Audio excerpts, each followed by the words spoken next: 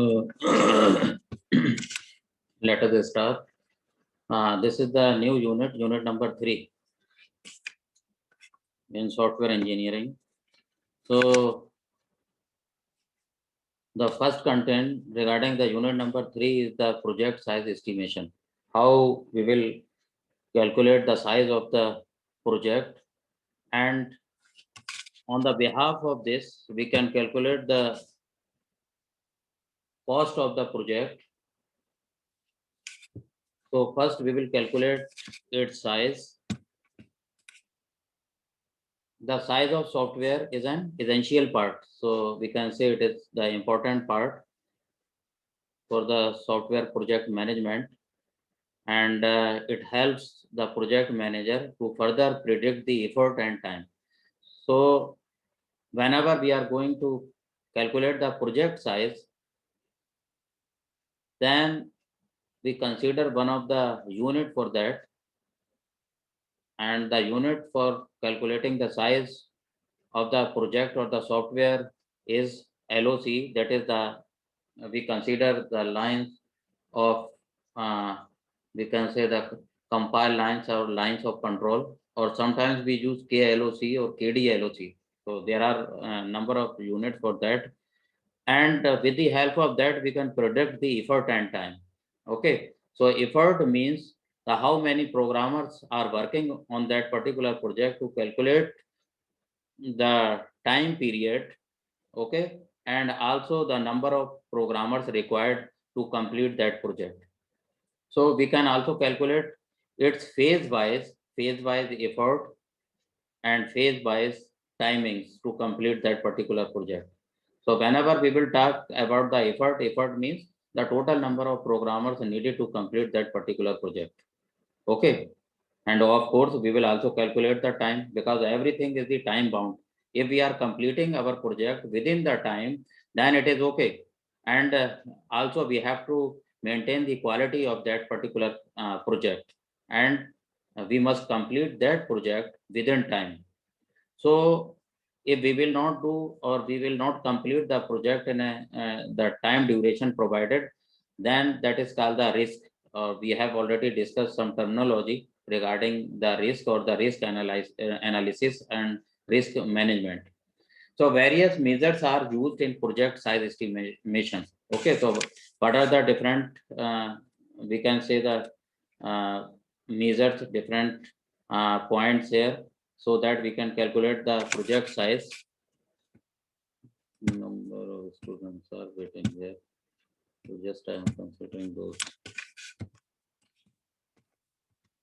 So lines of code. Okay, we consider the lines of code, means there are how many lines in the project, and number of entities in the ER diagram. So whenever we are writing the program, or we are implementing the project, software project, then there is a need arise to draw the ER diagram also, entity relationship diagram. So in that we also calculate the number of entities involved. Okay, so whenever we are going to draw the ER diagram related to that particular project, then we calculate the number of entities, or the number of entities involved to draw the ER diagram. So first is the lines of code. We calculate the lines of code, that is the how many lines we are going to involve, or we are going to write to complete that project. Total number of processes in the detailed data flow diagram. So there is a need of the algorithm, flow chart, ER diagram, data flow diagram, that is called the DFD. Okay, so there are various methodologies we can calculate the size of the project. So first is the lines of code. Okay, so main we need that is the mandatory or the requisite thing, or very important, that is the lines of code. Okay, that is the lines of code, means LOC, or KDLOC means thousand delivered lines of code. So sometimes we use the unit KDLOC or LOC, or lines of code. So third one here, you can see the total number of processes. So there are various methods. If we are able to calculate the number of processes in the detailed flow, in the detailed data flow diagram, then this is also one of the procedure to calculate the effort as well as the timings for that particular project and the function points. Okay, because when we implement the project, so then there is an involvement of number of functions or the procedures. Okay, so with the help of any one of the data here provided, we can calculate the effort and the time. Now you can see again, just we are considering the first thing, lines of code. In short form, that is the abbreviation for that is the LOC. Okay, lines of code. So lines here, LOC count the total number of lines of the source code. Okay, that is called the source code, the program which is written by the programmer or by us. So we can say that is called the lines of source code. So we use for that LOC. That is LOC count, means lines of code count. Okay. So the units of LOC are here. There are number of units we can use. KLOC 1000 lines of code. NLOC non-comment lines of code. Okay. So these are the various units. KDIC 1000 delivered source instructions. Okay. Similarly, I told you KDLOC 1000 delivered lines of code. Okay. LOC or KDLOC or KLOC sometimes. So we can use any of the units here for the lines of code. So NLOC non-comment lines of code. This is the new name for that. Okay, non-comment lines means we are not considering the comment lines. Okay, just the compiler will ignore all the comment lines.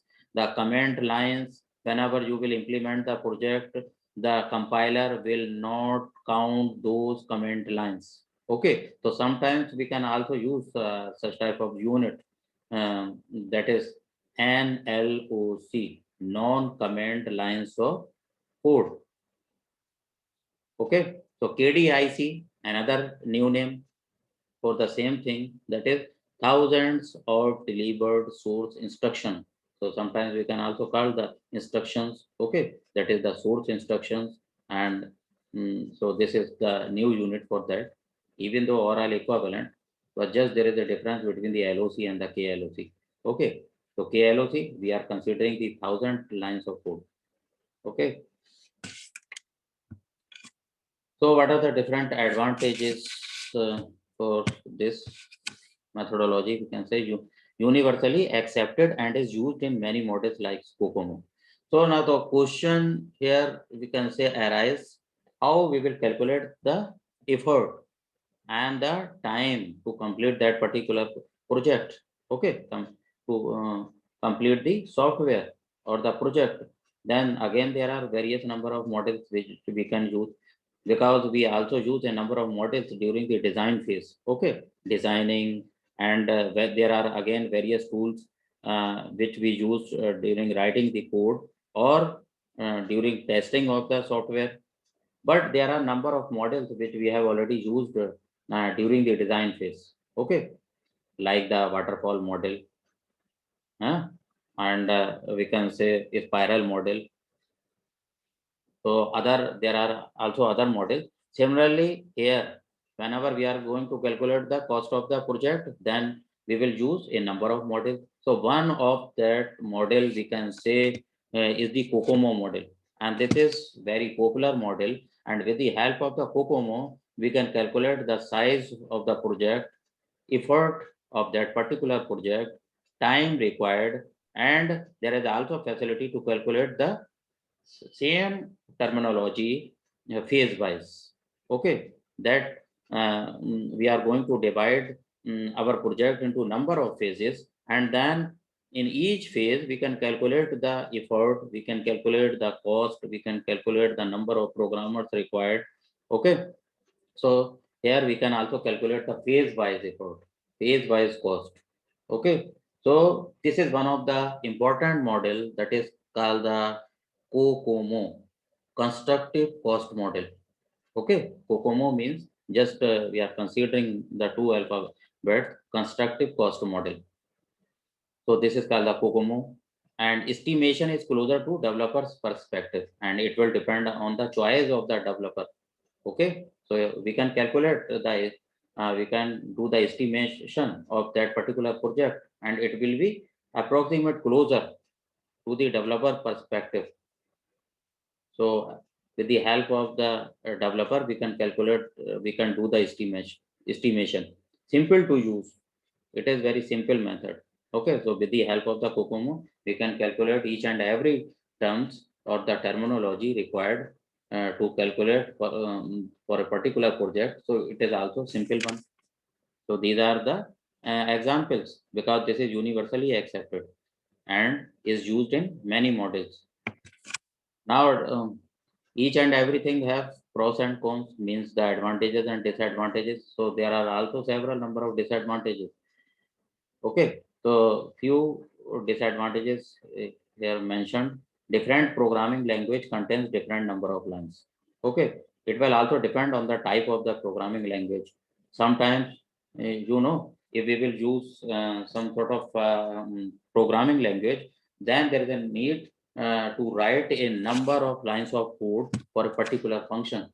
Suppose there is an involvement of a number of functions and we are going to calculate a particular IO data or the input output some functions, then there is a need to use a number of lines.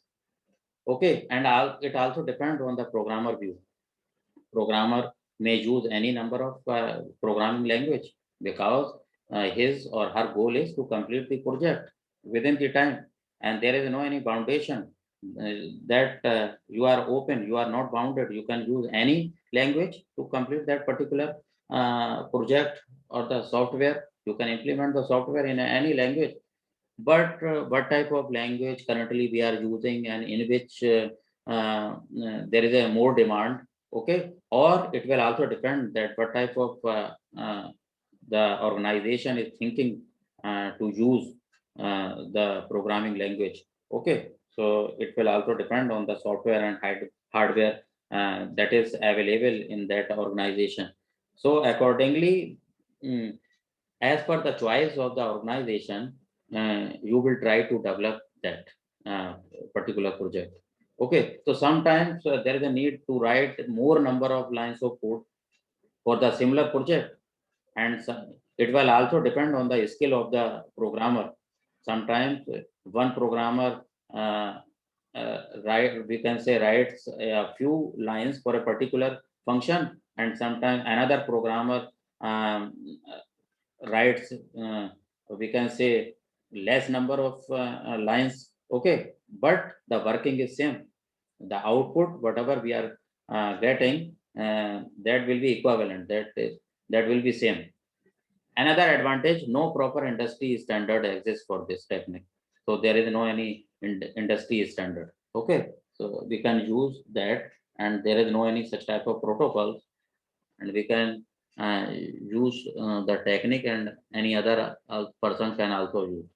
So it is difficult to estimate the size using this technique in early stage of the project. Okay, just if there is a starting of that project. So at very early stage, at the initial stage, we can say it is difficult to estimate the size. So we cannot say that our project will be or may contain such and such or so many numbers of the lines of codes. So we cannot predict. Okay, so it is difficult to estimate the size. So with the help of the COCOMO, there is some also advantages, and also there are some disadvantages. Now here, if we are using the ER diagram, then what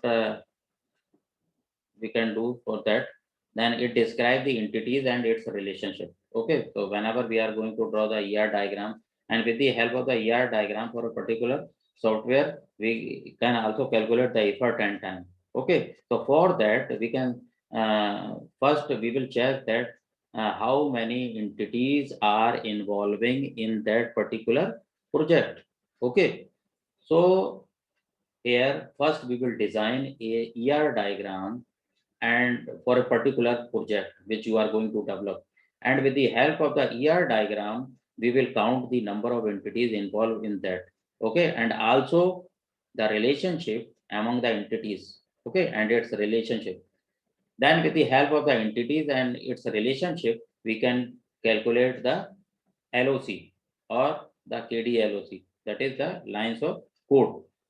So with the help of the ER diagram, we can also calculate the effort and the time.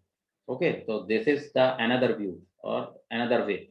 Now the number of entities in ER model can be used to measure the estimation of size. So this is also one of the we can say another method, okay, to calculate the size of the project or the number of entities depend on the size of the project. So here we can say the number of entities depends on directly size of the project. So if there are more number of entities, means the size will be big. So we can also calculate the size with the help of the ER diagram. Now again, there is some advantages or disadvantages of this method also. So size estimation can be done during initial stages of planning. So advantage is this: at the initial stage, we can calculate the size because beforehand we will design the ER diagram for a particular software. Then we can also check that how many entities are involving. Okay, then accordingly we can calculate the size of the project. Similarly, number of entities is independent of programming technology used. Now we can also calculate that there are how many entities which are independent. Okay, on the basic we can say the programming technologies. So with the help of this, that we can also calculate the size with the number of entities involved and their relationship. Now a disadvantage for the ER diagram, if we are going to calculate the size of the project, okay, effort and the time, then again, if we are using the ER modeling, then there are advantages and also disadvantages. So studying similar kind of processes to estimate size takes additional time and effort. Okay, if the processes are of similar kind. So if the processes are of means there is a matching similar kind, then to estimate the size takes additional time. So here it will take long time. So this is the disadvantage. Okay. So maybe there is a more number of functions will involved, and sometimes there is a matching of some procedures or the functions we can call the processes. Then if they are similar, then it will take more time to calculate the effort as well as the time to complete that particular project. All software projects are not required to construction of DFD. So sometimes we can say that data flow, we are not going to draw the data flow diagram for all the projects. So there are number of projects, we can draw the DFD, data flow diagram, but maybe for some other projects, we are not going to draw the DFD. Okay. Now another here we can say that function point analysis. So with the help of the if there is an involvement of number of functions in a project, then we can also analysis what is the function point. So the steps in function point analysis. So this is another way, okay, to calculate the estimation of size, okay, size estimation of the particular project and the time. So that is called the function point analysis. But the first case that is more popular, we will use the first method. Okay, COCOMO only. So the steps in this case, you can see count the number of functions. So here we will calculate the total number of functions involved during writing the project, compute the unadjusted function points. Okay, so here we will count those functions here that is called the unadjusted. So we will also calculate those functions which we are not using again and again. Okay, find total degree of influence. So this is the new terminology here, total degree of influence. So this is the dependency of the functions to each other. Okay, so we can calculate the total degree of influence. So then we will also calculate TDI, compute value adjustment factor. So again, here we will calculate the VAF. Okay, so these are the basic formulas to calculate the here effort and the time. So there is the involvement of the first we will count the number of functions, and then UFP, that is the unadjusted function points, and then TDI, total degree of influence, and then VAF, value adjustment factor, and find the function point count. So there are, here you can see various factors involving. If we are using this method, that is the function point analysis, if we are going to calculate the size of the project, or we can say the effort and the time to complete that particular project. So we will calculate these terms so that we can calculate total effort and the time for a particular project. Now here we can say the count the, here we will count the number of functions. Okay, so external inputs, so total number of functions, there may be external inputs, functions related to data entering system. Okay, how we can calculate external output function related to the data exiting system. So here data entering system and data exiting system. So these are the various category of the functions involved during writing the project. External inquiries, they leads to data retrieval. Sometimes there is a need to retrieve the data from the database, from the backend. Then this comes under the category of the external inquiries. So they leads to data retrieval from system, but don't change the system. Okay. So such type of functions, they are not going to change your system, but with the help of those functions, we can retrieve the data from the system. Okay, so here we can say first we will count uh, the functions. Okay, for each proposed type. Yeah. Now internal files. So there is the involvement of the internal files, logical files maintained within the system. Log files are not included here. So logical files, if we are going to write any program, so there may be a collection of the some files that is called the internal files. So logical files maintained within the system. External interface files, these are logical files for other applications which we are going to interface other applications, so which are used by our system. So there are involvement of several functions, and those functions will do some separate work. Okay, that is the external input, external output, external inquiries, internal files, external interface files. So find total degree of influence here. So after that, we will calculate the total degree of influence. So the sum of all 14 degree of influence will give the TDI. Okay, so with the help of the these influences, we will calculate the TDI. Okay, the range of TDI lies between 0 to 70. So there is a already standard, and this range is within the 0 to 70. Okay, so we have already seen here TDI is the find total degree of influence. So whenever we are going to calculate the effort and time, then there is a need arise to calculate such type of factors. So these are called the various factors. If we are using this method, that is the function point analysis. But here in your course, we will use only the COCOMO. Okay, so with the help of the COCOMO, we can calculate the project size, project effort, project timings to complete the that particular project. Okay, so what is the time required? Now here we can calculate all the 14 degree of influences, and we know the range of this. Then with the help of that, we can calculate the other factors also.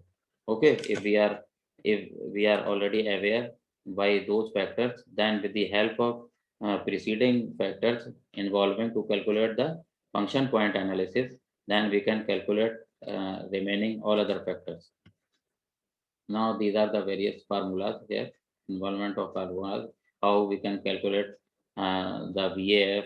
Okay, find the function point count, then other here formulas to calculate these factors. Okay, so here we will also do some numericals over this. Okay, then you can use these formulas. I will tell you again in next lecture. So don't worry. So what are the different advantage of the function point analysis if we are using this method? Then it can be easily used in the early stages of the project planning. So like the preceding rule number 3, that is the method number 3, we can also here we can predict the total number of lines, or the here we can calculate the number of lines of code involved at the early stage. Okay, so here the prediction is possible. It is in depending on the programming language. So it is there is no dependency on the programming language. We can use, we are free to use to write the software in any programming language. Okay, there is no any foundation. So it can be used to compare different projects, even if they use different technologies, database, language, etc. So here we can also compare different projects. Okay, because here we have the freedom to write our project in any language. So at the end we can compare with the other projects. Okay, all the terminology, all the factors we can calculate and compare uh, for the other projects. So what type of difference we are getting to use the different methods to calculate the effort and time. Okay, again, there is a disadvantage of the function point analysis. It is not good for real-time systems and embedded systems. Okay, so here we cannot use for the online systems or real-time systems and embedded systems here. So many cost estimation models like COCOMO uses LOC and hence FPC must be converted to LOC. So at the serial number one, we have already seen that we'll use mostly, and one of the most popular method to calculate the effort and time is the COCOMO model. So with the help of that, we can calculate the LOC. So if we are using the function point analysis, then we can convert. Hence, FPC must be converted to LOC. Okay, sometimes we have the FPC. Okay, function point. If we are using the function point analysis method, so this is the function point codes. Then they can be converted to LOC. Okay, lines of code. Now the first method again here, COCOMO. That is the this is the first method, and here we will concentrate only on this method. Okay, so we will solve some numericals uh, on this based on this method, that is called the constructive cost model. Okay, COCOMO is the constructive cost model. So it is a regression model based on LOC, means lines of code. Okay, so number of lines of code here, LOC means it is a procedural cost estimate model. So with the help of this COCOMO, we are going to calculate the cost of that project. Okay, for software project, and often used as a process of reliably predicting the various parameters associated with making a project, such as size, effort, cost, time, and quality. So with the help of the COCOMO, we can calculate the cost of the particular project. But before that, we can calculate the size of the project, effort of that particular project, and cost, time, quality. Okay, so this is, we will give the first priority to the quality, and after that the cost. Okay, and on these two factors, on the behalf of these two factors, we can calculate the size of the project, effort, and time. Okay, so it was proposed by Barry Boehm in 1970. Okay, so these methods came into existence in 1970, and this is one of the, we can say, the software engineer Barry Boehm in 1970. He proposed such type of method, and this is one of the popular method. Okay, or we can say the popular model. Now the key parameters for this COCOMO is the effort. Okay, what is the effort? Amount of labor that will be required to complete a task. Okay, so how many number of programmers are required to calculate or to complete the project? Okay, so amount of labor that will be required to complete a task. So here we can say it is measured in person month. So what is the unit for the effort? The unit for the effort is person month, means the total number of programmers are required to complete the project in the number of months. Okay, the time. So here we can calculate the effort. Another factor is the schedule. Simply means the amount of time required for the completion of the job. Okay, schedule is, it is related to the time, that in how much time you are going to complete this project. Okay, so we can say proportional to the effort. how much time you are going to complete the project, it will depend on the number of programmers. If you are going to increase the number of programmers, then you can complete this project as early as possible. Okay, so we can say directly proportional. If you will reduce the number of programmers, then the more time is required to complete the project. So it is measured in the units of time, such as weeks and months. So most of the, we can say, the project will take to complete the number of months. Okay, not the year nowadays, number of months. Or sometimes if the project is, we can say, mm, it is short, then you can complete within a week or in a number of weeks. So these are the key parameters. So different models of COCOMO have been proposed to predict the cost estimation at different levels. So we can calculate the cost at different levels, or we can say the number of phases. Okay, so levels and phases are same, approximate, no difference, based on the amount of accuracy and correctness required. So we will always take care of the accuracy. We must maintain the accuracy and the correctness. Okay. Now these are the types of the projects. So there are three types of project. First is called the organic. Okay. So how will you recognize? How will you identify that the project is organic? So a software project is said to be an organic type if the team size required is adequately small. Okay. If the less number of programmers needed to complete that particular project. Okay, the problem is well understood and has been solved in the past, and also the team members have a nominal experience regarding the problem. So in this case, how will you identify whether the project is organic or not? So in this case, there is no need of the past experience, or if there is a need of the past experience, then little bit such type of experience is needed to complete this problem. Okay, and less number of team members or the programmers, we can say, required to complete this project. It means the project size is small.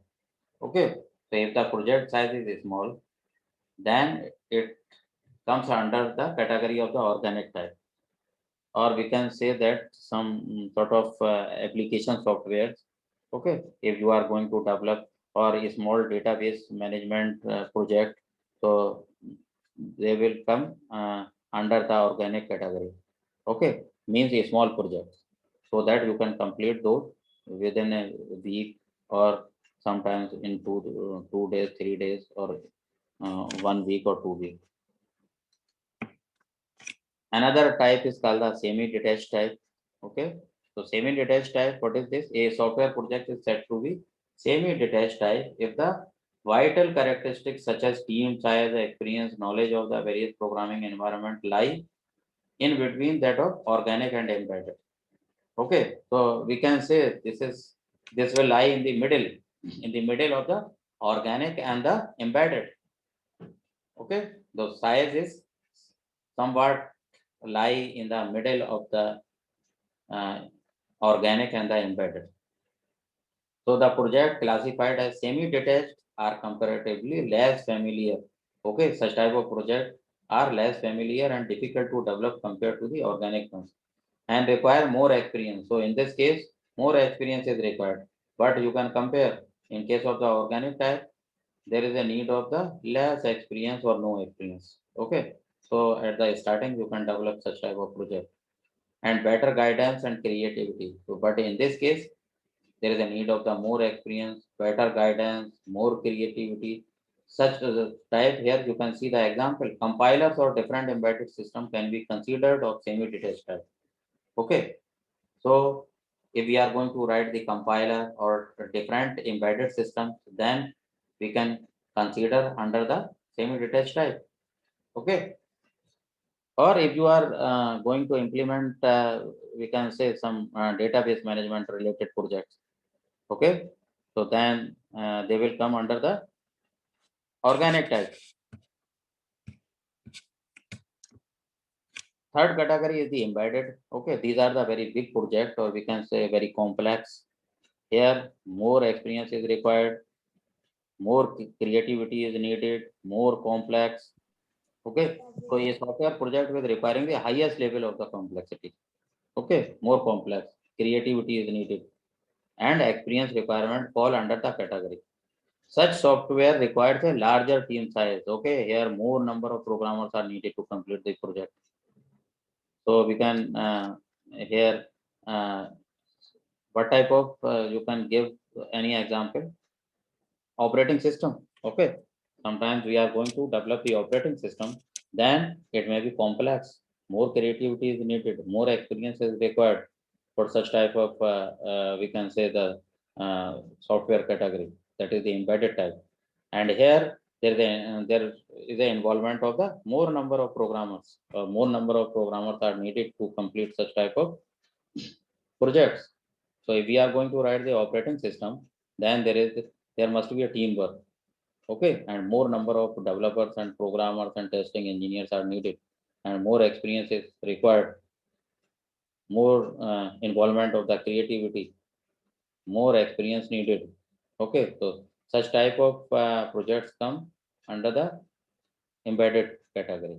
Okay, embedded type software, that is called the embedded type project. Now there are again the types of model. These are types of COCOMO model. So COCOMO again divided: basic COCOMO model, intermediate COCOMO model, detailed COCOMO model. Okay. So again there is a classification of the COCOMO model here. Now first I am taking your attendance, only 1 or 2 minutes left here.